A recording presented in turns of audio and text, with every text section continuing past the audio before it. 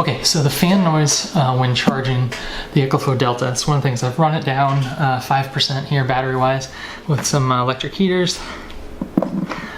So let's charge up.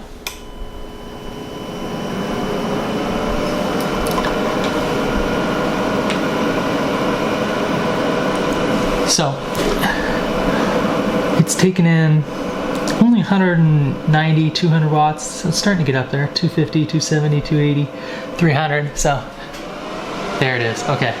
You know, this thing can take in so much power, but when it is, the fans really start to kick up, and this isn't even its highest point. So we'll do a test when it's at 0% and when it's really pulling in like 1,000 watts.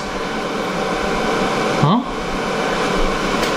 Pulling in 711 right now, so we'll see if it kicks up anymore. But either way, if you have this in the bedroom or something and you have it plugged in, or if it's at full capacity, make sure you unplug it, because I left this thing plugged in one night and just woke me up at 2 in the morning because it kicked on and then fan noises just blew up. So